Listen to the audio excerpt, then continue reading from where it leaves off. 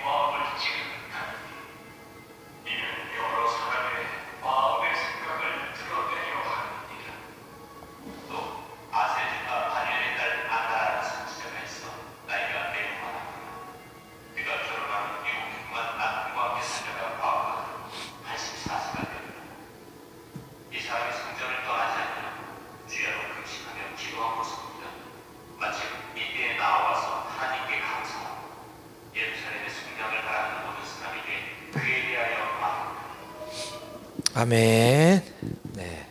문단이 끊어지기 전에 38절까지만 보다 보니까 갑자기 뚝 끊겨서 죄송합니다.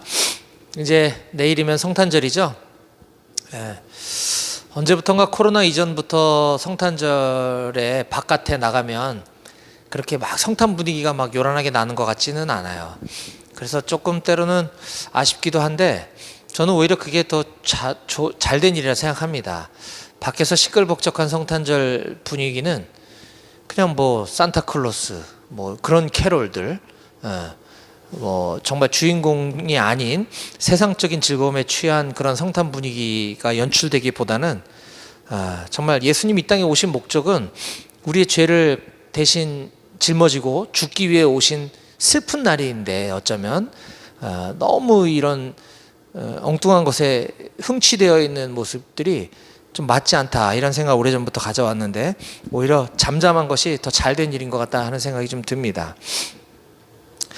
그래서 제가 지난 주일부터 우리가 창세기 연속 강해 설교를 잠깐 멈추고 지금 이제 주님 오실 것을 우리가 이제 준비하는 그런 이제 말씀을 좀 나누고 있고요. 내일까지는 이제 성탄절 절기 설교를 한 다음에 다음 주일부터 다시 창세기 연속 강해 설교를 이어가려고 합니다. 그래서 오늘 누가복음 2장 25절부터 38절까지 말씀을 나누려고 하는 것이고요. 지난주일 말씀을 잠깐만 복습을 하면 지난주일은 그 앞에 누가복음 1장 26절에서 38절까지 말씀을 가지고 마리아의 수태고지라는 제목으로 말씀을 나눴습니다. 수태고지. 마리아가 임신할 것을 미리 고지받았다 이런 뜻인데요. 누가복음 1장 26에서 38절 말씀은 천사 가브리엘에 대한 언급이 등장을 합니다. 그래서 성경에 천사가 언급되는 장면이 요한계시록에 7 천사라는 것이 등장을 하고 그런데 성경은 그 7 천사들의 이름을 다 나열해주고 있지 않다 그랬죠.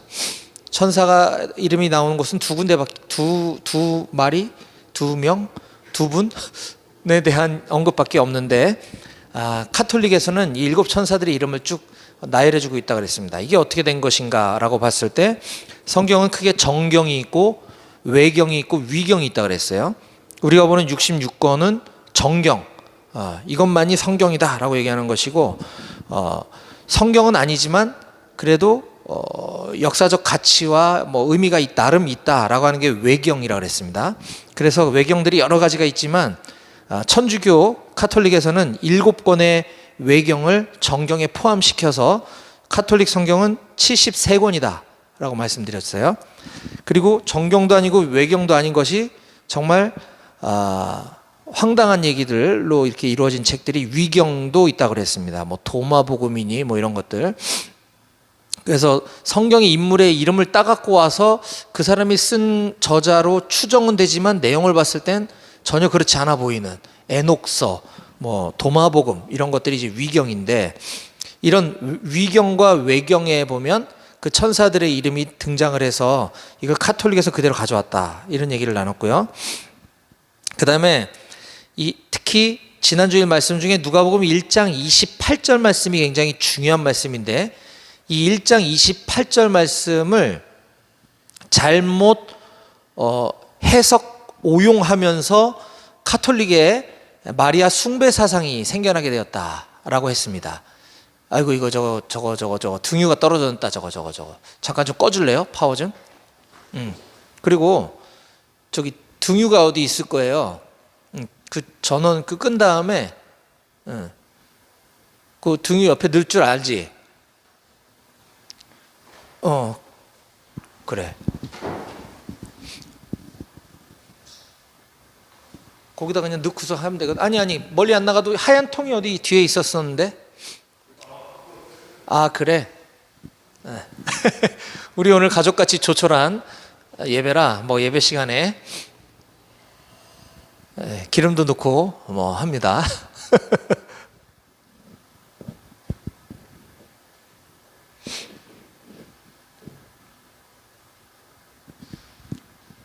옳지. 예.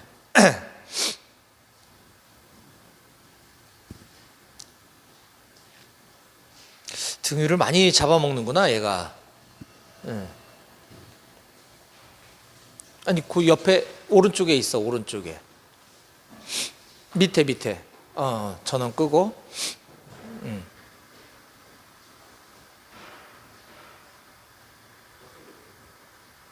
아니 왜 안 꺼졌어? 넣는데 못 찾았어? 그렇지, 그게 있지.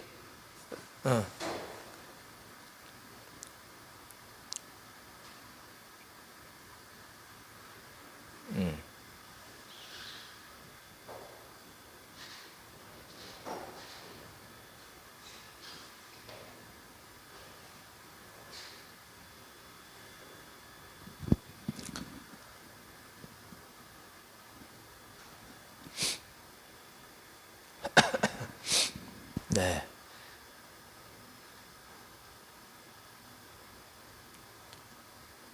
우리는 지금 철원의 한파를 제대로 경험하면서 예배를 드리고 있습니다.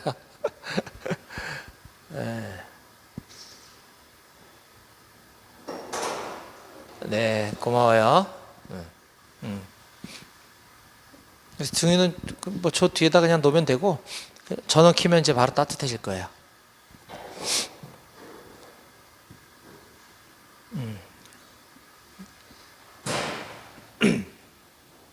옳지, 됐습니다. 네, 감사합니다. 네, 이게 끓음하고 이게 연기가 많이 나와가지고 이거 냄새가 많이 나더라고요. 아무튼 네, 금방 따뜻해질 겁니다. 그래서 외경, 위경 이런 것들 때문에 천사들의 이름이 이제 막 나열이 됐고, 그 다음에 누가복음 1장 28절은 성경 번역의 역사를 알아야 이게 옳게 해석이 된다 그랬죠. 그래서 이 AD 3세기에 전 세계 공통어가 라틴어였는데, 히브리어로 쓰여진 구약 성경, 그 다음에 헬라어로 쓰여진 신약 성경을 라틴어로, 세계 공용어인 라틴어로 번역한 성경이 불가타역, 벌게이트역이라고 그랬습니다. 거기에 라틴어 단어인 아베라고 하는 단어가 누가복음 1장 28절에 1장 28절 맞죠? 그에게 천사가 마리아 그에게 들어가 이르되, 이 이르되라고 하는 이 단어가 라틴어로 불가타역에서 아베라는 단어를 썼는데, 이 아베라는 단어의 뜻은 문안드리다, 인사하다, 이런 뜻이라 그랬어요. 그래서 그게 라틴어가 그 다음 세계 공용어가 된 영어에서는 그리팅으로 번역이 되면서 지금도 NIV, NLT, NASV 등등의 영어 성경을 다 보면 전부 그리팅이라는 단어를 쓰고 있어요. 이게 잘못된 번역이라고 그랬습니다.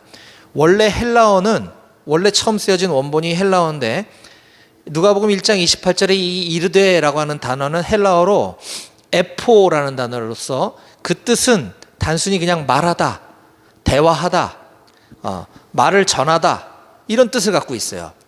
말을 전하다, 대화하다, 이거랑 문안하다, 이거는 완전 다른 의미죠. 예, 그래서 그냥 천사가 와서 하나님의 말을 전해 주었다, 이 단순한 이런 뜻이에요.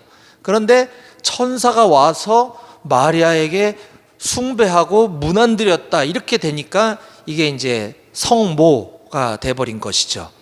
그래서 이제 그 마리아 숭배 사상이 여기서부터 시작이 되었다라고 했습니다. 이게 아베 마리아라고 하는 뜻이 거기서 나온 것이죠. 그래서 이게 변질된 것이라는 걸 우리가 올바로 알아야 되고, 천사는 마리아를 높이고 마리아를 막 떠받들기 위해서 온 것이 아니라, 네가 이제 아들을 낳게 될 건데 그 아들은 예수라 해라, 그리고 하나님의 아들이다, 이거를 그냥 메신저로서 전달해 준 거에 불과하다라고 했습니다. 자, 그런데 그것보다 중요한 거는 이 마리아의 수태고지 사건을 통해서 우리가 뭘 배워야 되는가, 몇 가지가 있었는데, 첫 번째는 마리아는 참 좋겠다, 인류 구원자이신 성자 하나님을 임신하고 출산하는, 어쨌거나 육신의 엄마로서 예수님의 육신의 엄마가 되는 어마어마한 은혜를 입게 되었는데, 그건 마리아뿐만 아니라 마찬가지 우리도 성부 하나님의 아들이 되는 특권을 주셨다. 마리아가 성자 하나님의 엄마가 된 것과 우리들이 성부 하나님의 아들이 된 것은 차이가 없다. 우리도 그 은혜를 잘 가슴에 되새길 필요가 있다라고 말씀을 드렸고요. 두 번째는 마리아는 아직 남자를 알지 못하는 처녀였는데 임신을 하게 됨으로써 도저히 받아들이기 힘든 억울한 일이 생겼던 거죠. 게다가 정혼한 남자까지 있는데 임신을 했다 그러면 이거는 뭐 돌맞을 일이었는데 굉장히 억울한 일이 생긴 거죠. 마찬가지로 우리도 예수님을 믿다 보면 말도 안 되는 억울한 일을 겪게 될 수 있다. 미리 우리가 알고 그런 일을 겪으면 믿음으로 이겨낼 수 있다, 이런 걸 우리가 나눴습니다. 그리고 마지막 세 번째는 이와 같이 비상식적인 일이 나에게 벌어진다 하더라도 순종의 모범을 보였던 마리아처럼 우리도 머리로 이해되어지는 것을 받아들이는 것은 믿음이 아니라 그건 그냥 동의라 그랬습니다. 지적인 동의. 하지만 머리로 이해되지 않고 비상식적인 일이라 하더라도 이것을 순종하는 것, 받아들일 수 있는 것, 이것이 믿음이다라고 나눴습니다. 자, 이제 오늘은 그 다음 장인 누가복음 2장 말씀을 가지고 주님을 간절히 기다립니다라는 제목의 말씀을 나누려고 합니다. 오늘 본문에는 성경에 잘 언급되지 않는 시므온과 안나라고 하는 인물이 등장을 합니다. 이 시므온과 안나는 여기만 나와요. 다른 성경에 전혀 언급되어 있지 않는 인물인데, 게다가 이 사람들에 대해서는 어떤 역사적인 어떤 사실도 잘 알려져 있지 않습니다. 그냥 이 성경이 알려주는 것 정도만 우리가 알고 있는 정보의 전부인데, 특히 이 시므온이라고 하는 사람은 누가복음 2장 우리가 읽었던 25절에서 35절까지 무려 11절이나 지면을 할애해서 기록하고 있지만, 그에 대해서 그가 어느 태생인지 누구의 아들인지 이런 것에 대한 정보도 일절 없다. 그럼에도 불구하고 11절이나 지면을 할애해서 성경이 기록하고 있는 것은 분명히 우리에게 어떤 메시지를 전해주시고자 하는 이유가 있을 것이다 라는 것입니다. 또 36절에서 38절은 비교적 3절밖에 안 되는 짧은 절이지만 이 안나라고 하는 여인은 비교적 그녀의 출신이 아셀 지파 출신이고 아버지는 바누엘이라고 하는 사람이다 라고 기록하고, 특히 이 안나는 여선지자였다라고 비교적 자세하게 짧지만 언급을 해주고 있습니다. 이게 전부인데, 이 시몬과 안나에 대해서 우리가 알 수 있는 정보는 이게 전부인데, 그럼에도 불구하고 이 말씀을 통해서 오늘 우리에게 말씀해 주시는 귀한 보화를 발견하는 시간이 되길 원합니다. 자, 시몬과 안나는 부부도 아니고 남남이에요. 서로 모르는 사람이죠. 근데 이 두 사람은 지금 누가복음 2장에 같은 시간, 같은 장소, 같은 배경을 가지고 있습니다. 자, 22절 말씀을 봅니다. 모세의 법대로 정결 예식의 날이 참에 아기를 데리고 예루살렘으로 올라가니. 이게 무슨 말이냐면 모세의 법대로 정결 예식의 날이 찼다라고 하는 것은 남자 아기가 출생을 하고 40일이 지난 시점에 정결 예식을 치르도록 되어 있었죠. 유대법에. 바로 그 아기 예수가 태어나고 40일이 지난 시점인 정결 예식의 날, 바로 그날에 이 마리아가 예루살렘으로 아기 예수를 데리고 예루살렘 성전으로 올라갔다라고 하는 것을 배경을 설명해 주고 있습니다. 그리고 오늘 본문이 끝나는 그 다음 절인 39절에 보면 주의 율법을 따라 모든 일을 마치고 정결 예식을 마치고 갈릴리로 돌아가 본 동네 나사렛에 이르니라. 다시 나사렛으로 백했다, 복귀했다, 이 얘기죠. 주인공인 예수님의 정결 예식은 이게 핵심입니다.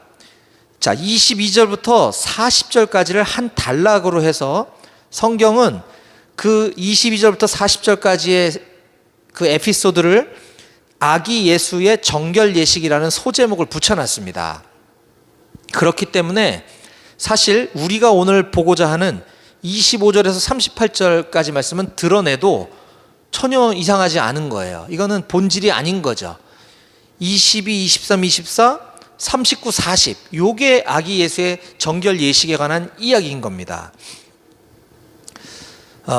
자, 그런데 이렇게 중요한 예수님의 탄생 기사, 예수님의 정결 예식 사건에 누가복음을 기록한 저자인 누가는 왜 생전 처음 듣도 보도 못한 이 시므온과 안나라고 하는 두 사람의 이야기를 거기에다 포함을 시켜놓고 있을까? 그건 이유가 있다는 거죠. 자, 오늘 그 두 사람, 다소 생경한 인물들을 통해서 주님이 우리에게 주시는 교훈을 마찬가지로 한 세 가지 정도로 정리해서 나누기 원합니다. 자, 첫 번째는요, 시므온은 의롭고 경건하여 이스라엘의 위로를 기다리는 사람이다라고 언급하고 있습니다. 자, 25절입니다. 예루살렘에 시몬이라는 사람이 있으니 이 사람은 의롭고 경건하여 이스라엘의 위로를 기다리는 자라. 성령이 그 위에 계시더라. 자, 의롭고 경건한 사람이란 어떤 사람일까요? 불의를 보면 못 참는 사람? 내 기준으로 볼 때 성경적이지 않다고 생각되면 막 못 참고 정죄하는 사람? 뭐 성경 암송 엄청 잘하고 큐티 매일매일 빼먹지 않고 하고 1년에 성경 1독 이상 읽고 뭐 하루에 1시간 이상씩 매일 기도하고 전도 막 1년에 막 몇백 명씩 하고 11조 잘 드리고 뭐 이런 사람이 의롭고 경건한 사람일까요? 제가 오늘 여러분들께 한 두 권의 책을 좀 소개하려고 하는데, 첫 번째 책은 미국 윌로우 크릭 교회의 빌 하이벨스 목사님이 쓰신 아무도 보는이 없을 때 당신은 누구인가라는 책입니다. 제가 아주 오래전에 우리 우윤정 선생님하고 같이 섬기는 BBB 공동체라는 곳에서 리더들하고 함께 나누었던 책인데, 이 아무도 보는이 없을 때 당신은 누구인가, 이 책 제목만으로 굉장히 많은 걸 시사하고 있음을 알 수가 있습니다. 우리 인간은 본성이 죄인이기 때문에 자기가 아무리 경건 생활을 잘하고 있다고 해도 어쩌면 그거는 그 사람의 본 모습이 아닐 수 있어요. 겉으로 드러나는 모습. 아무도 없는, 보는 사람이 아무도 없을 때, 나 혼자만 있을 때 내가 하는 모든 행동들, 생각들, 이런 것이 주님은 다 알고 계신다는 거죠. 그게 내 진짜 모습이라는 겁니다.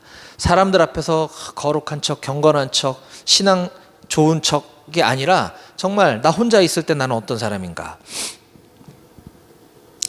세상 사람들이 죄인이라고 부르는 사람들은 어떤 재판정에서 형을 선고받고 이런 사람들을 우리가 죄인이라고 얘기를 하죠.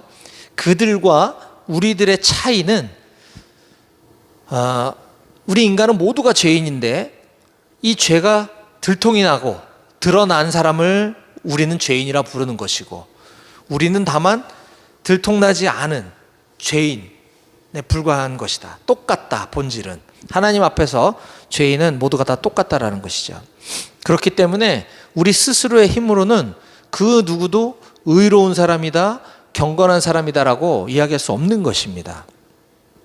그러면 의롭고 경건한 사람이란, 그렇기 때문에 나의 어떠함, 나의 나의 경건을 자랑하는 것이 아니라 그냥 예수님만 그리워하고 늘 예수님이 나와 함께 계심을 의식하며 살아가는 것, 예수님께 사로잡혀 예수님의 의로, 예수 그리스도의 의로 살아가는 것이, 그것만이 시몬과 같은 의롭고 경건한 삶인 줄 믿으시기 바랍니다.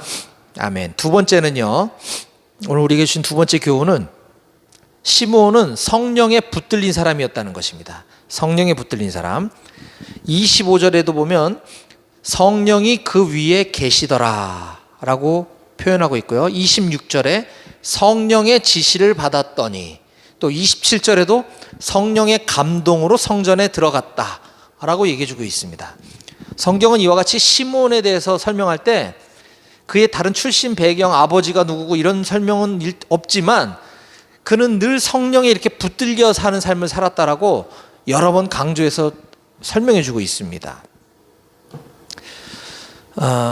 그가 이렇게 평소에 성령에 붙들려 사는 삶을 살았다라는 것은 그 시므온이 평생을 그토록 간절히 원했던 메시아가 어디에 계신지까지도 성령님께서 감동으로 알려주셔서 그를 이끌어 가신 거예요. 그래서 그 아기 예수가 있는 곳을 성령님의 이끌림으로 찾아오게 되었고, 심지어 그 예루살렘 성전에 있는 그 수많은 군중들 속에 마리아라고 하는 여인이 안고 있는 그 아기가 바로 메시아 예수라는 것을 알아보기까지 합니다. 예루살렘 성전에 얼마나 많은 사람들이 오고 갔겠어요? 그 수많은 사람들은 마리아가 안고 있는 아기 앞을 그냥 지나쳤을 겁니다. 아무렇지도 않게. 네.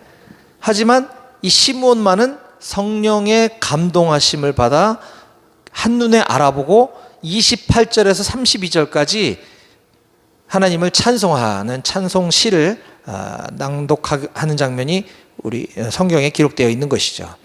또한 34절에 아기 예수의 부모를 축복해주고 아기 예수의 어머니 마리아에게 앞으로 일어날 일에 대해서 예언까지 해줍니다.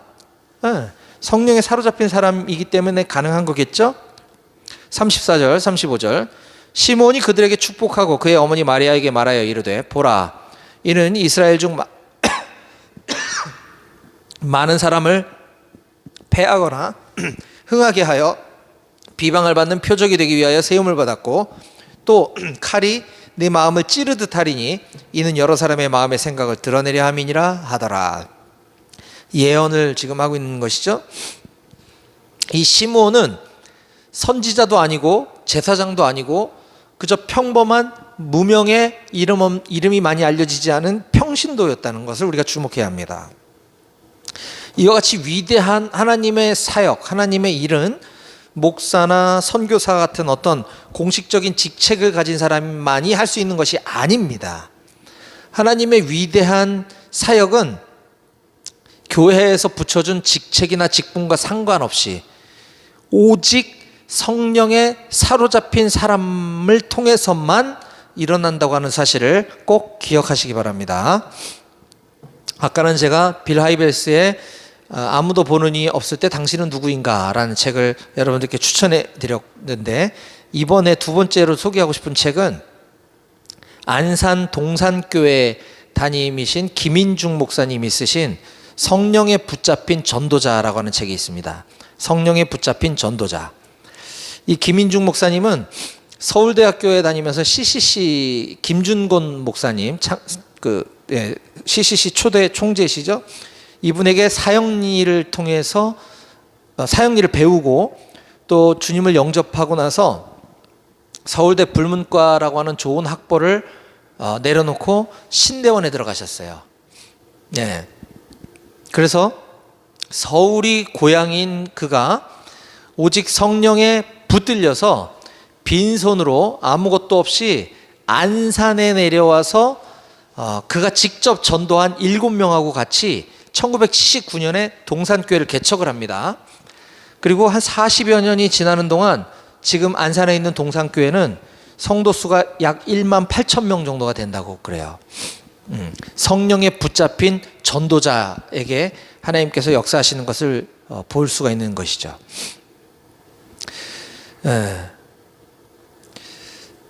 저는 저와 여러분들 모두가 이처럼 성령에 붙잡힌 사람이라면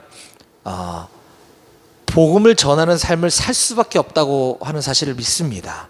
만나는 모든 사람들에게 성령에 붙들린 사람은 예수님의 이야기를 하지 않을 수 없는 거죠.